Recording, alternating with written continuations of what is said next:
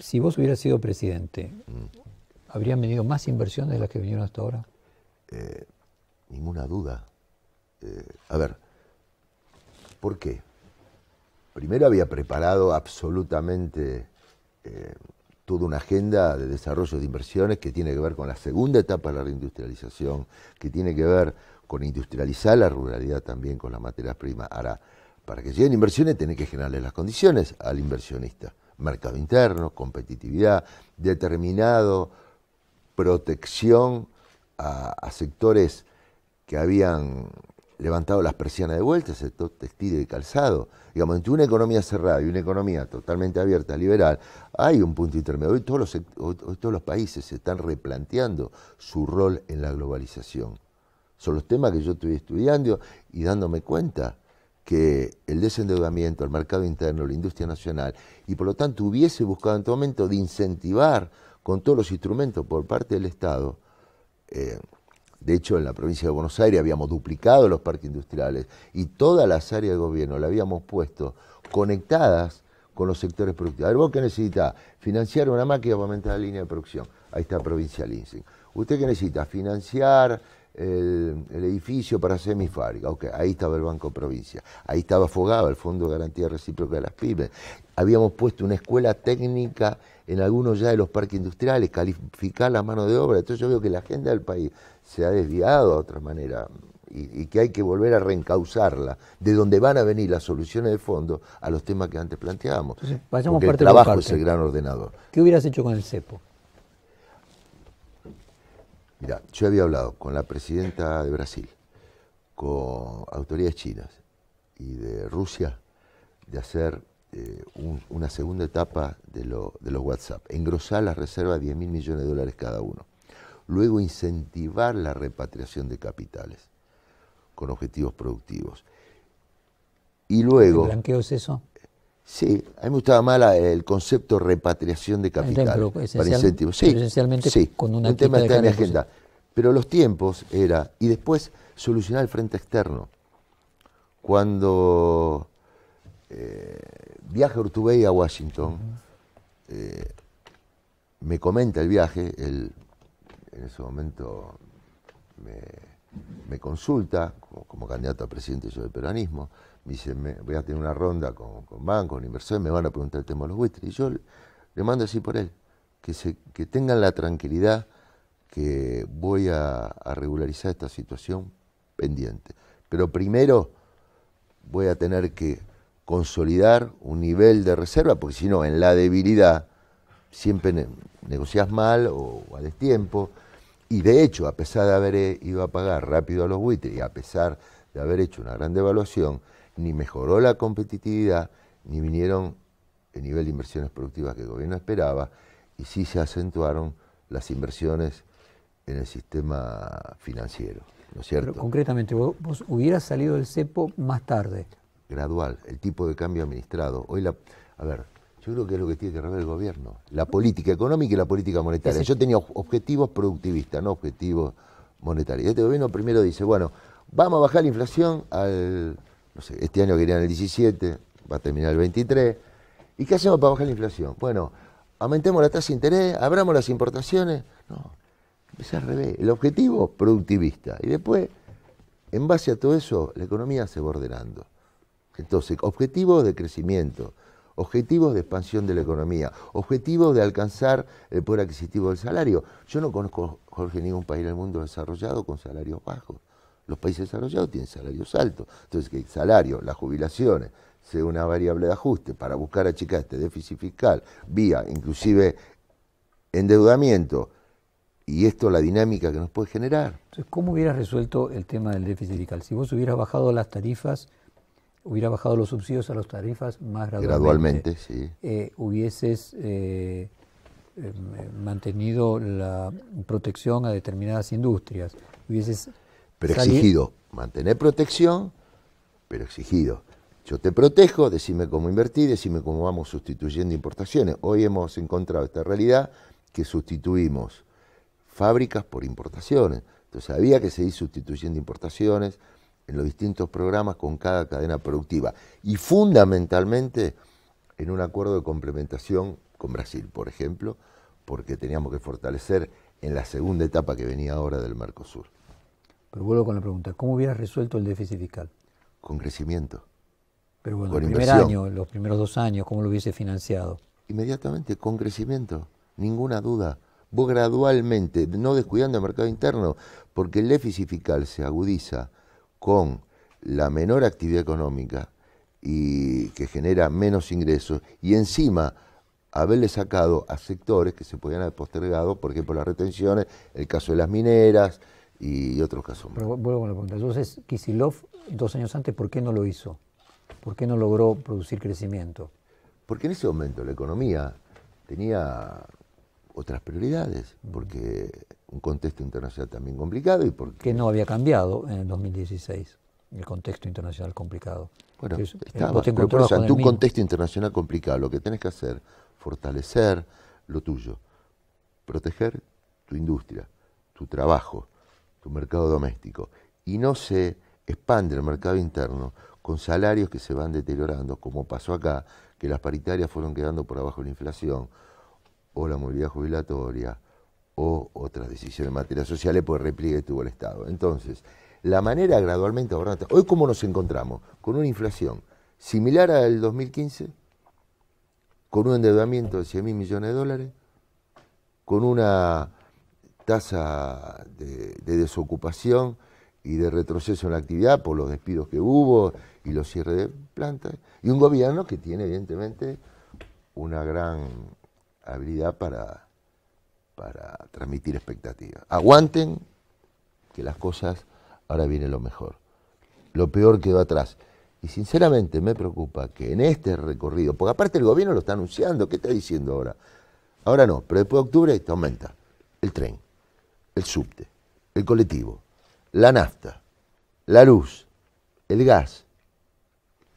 Se está preanunciando eso y la gente, yo siento que... Entonces eso debilita, yendo a la respuesta a tu pregunta, las posibilidades del mercado interno. Que había que hablar del tema fiscal, sí, pero se ha agravado la situación fiscal. ¿Era sustentable la política económica como venía? Es decir, ¿vos podías continuar en el año 2016 sin solucionar el déficit fiscal y sin endeudarte, una cosa o la otra? De hecho, pero una cosa, recibir un país desendeudado y también aprovechar esa circunstancia, un país desendeudado, una cosa para endeudarte, para infraestructura, para carreteras, para trenes. ¿Cómo solucionabas el 2016? Si vos no de podías... ninguna manera iba a dejar estático esa situación. De hecho, lo habíamos planteado. ¿De qué manera íbamos a bajar la inflación? Vos tenés dos caminos, o la vieja receta del pasado liberal, que era aumento de la tasa de interés, abro las importaciones, retraigo el mercado, recorto salario, la gente consume menos, baja la inflación en base a esta presión que tenés.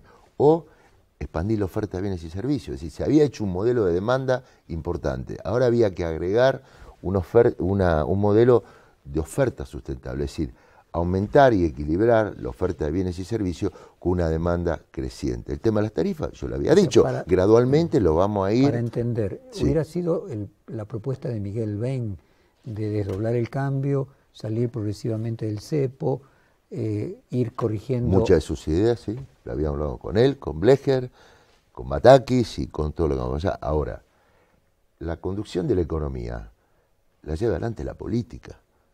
De hecho, el propio presidente ha dicho que él es el que conduce la economía. Es decir, yo escuchaba con mucha atención, y de hecho, algunos de los pronósticos de Miguel, lamentablemente para el país, para la gente, no se han cumplido, pensando que el 2016 se crecía al 5%. Es decir... Miguel pronosticó 5%. Bueno, no se dio. ¿Por qué? Porque de la política después se fueron tomando otras decisiones que evidentemente no hicieron posible ese objetivo que hubiese sido muy bueno.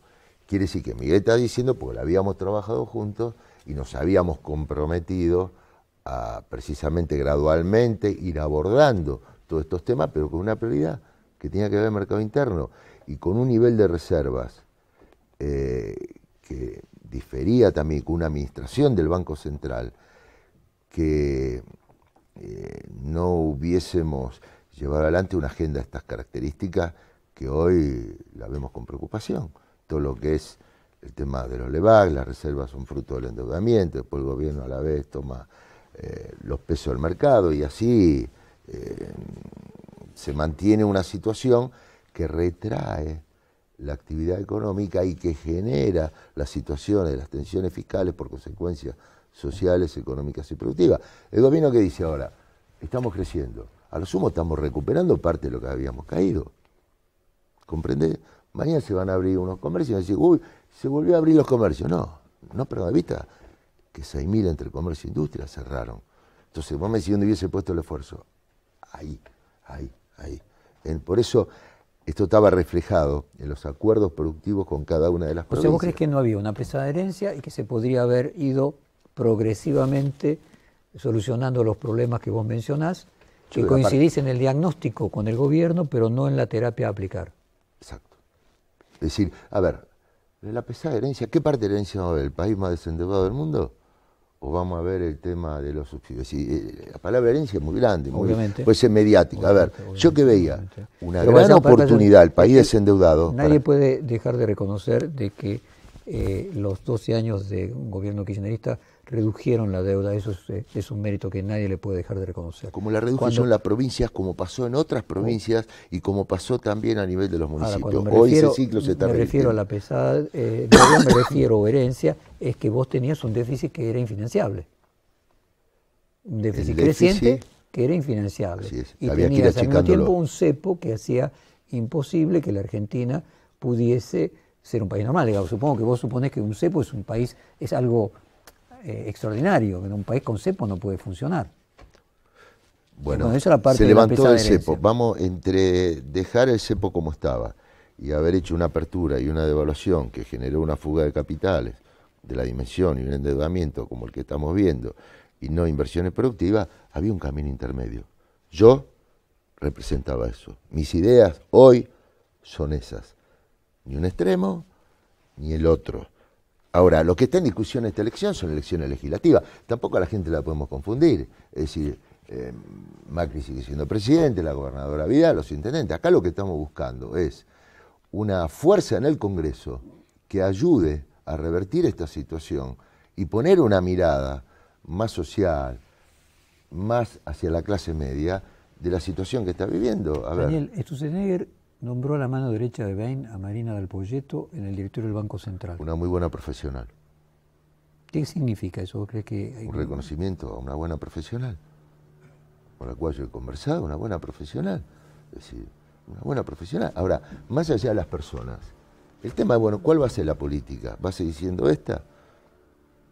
El Banco Central que va 14.000 millones de dólares por año de interés estamos pagando. 700 millones por día, hoy sacábamos las cuentas, ¿no? O sea, vos decís que los mismos técnicos servirían para otra política. Ya se demostró en el pasado también con otros gobiernos, acá y en el mundo. Es decir, pero el gobierno cree en esto. Y yo lo que busco es ayudar a que tengan una mirada y buscar la manera de revertir esa situación y atender a los que evidentemente no solamente no se bancan este ajuste, menos se van a bancar la que viene. Y si no expandimos las pymes, no cuidamos el mercado interno, vamos a agravar los otros problemas del déficit, lo que vos decías, y vamos a tener que financiarlo con más endeudamiento hasta que un día venga el Fondo Monetario Internacional y le diga, Argentina, ¿usted quiere que le renovemos los vencimientos? ¿Quiere que le... Bueno, tienen que hacer privatizaciones, tienen que hacer esto, la caja de jubilaciones, flexibilización laboral, como ya también se está preanunciando. Es decir, una cosa es a ver, busquemos en este contexto internacional, Jorge, de los cuales uno de los temas que más yo he estudiado en este tiempo, cómo está cambiando el mundo del empleo, el impacto de las tecnologías en el mundo del trabajo, en la fábrica, los robots, en los medios de comunicación, y cómo nos preparamos para los puestos de trabajo del presente y el futuro, que lo tenemos ahí a la vuelta de la esquina. Entonces, la manera que es con mano de obra calificada, no con precarización laboral. O sea, vos lo que decís es que el gobierno tiene buenas intenciones, pero se equivoca respecto a la terapia que aplica. ¿O es un gobierno que gobierna para los ricos? Sería una simplificación que en este momento diga algo que ya... A ver, es evidente que hubo una transferencia de recursos muy grande de la masa de los trabajadores y la clase media a sectores concentrados. Eso es evidente. Ahora, yo no estoy acá para describir realidades obvias, estoy para tratar... ¿Crees que ellos lo hacen creyendo que luego va a generar un efecto derramar? Que luego que ahora va a pasar peor. O sea, que lo hacen con una buena intención. Sí, no dudo. A ver, porque no dudo esencialmente que todo el que llega ahí por mandato popular, por el respaldo que han tenido, y llegan y aplican sus ideas.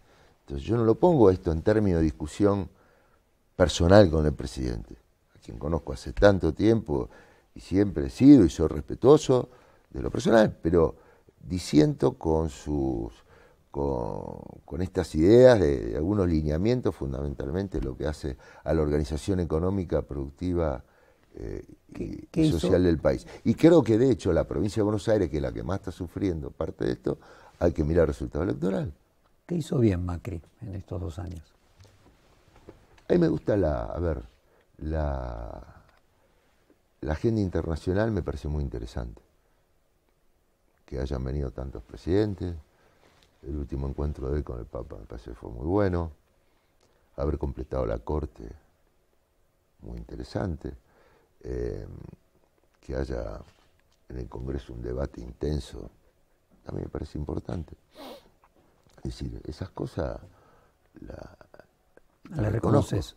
Sí. O sea, esencialmente tu diferencia está en lo macroeconómico. En la manera de enfrentar los problemas pendientes que había en la Argentina. Hablamos de la inflación, hablamos de los subsidios y hablamos del tema del frente externo, los buitres. El objetivo final era ese. El tema es cómo llegás. Una persona, un médico, un dietólogo, dice, che, estoy 30 kilos más. Bueno, o le da una dieta nutritiva, las hace gimnasio, y le dice, mira, no comas. No comas, toma agua, que el tipo va a adelgazar, pero va a quedar débil. Y hoy yo soy una Argentina fuerte del mercado interno, de la expansión de la economía. Y ahora se va a ir encontrando con un condicionamiento que le va a poner la dinámica del endeudamiento. Un ajuste que se va a trasladar, alerta compañeros gobernadores, a las provincias, que ya se está pronunciando. Sus cajas de jubilación, que se puede trasladar a los trabajadores por la flexibilización laboral. Entonces, en nombre de la competitividad. Y la mayor competitividad se logra con mano de obra calificada, con una estructura fiscal competitiva, con una educación vinculada al mundo del trabajo, con un sector financiero que esté integrado al mundo de la producción, es decir, con una banca de desarrollo, con una banca de microcrédito, ya que hablábamos ante Brasil, el rol que cumplió el BNDES.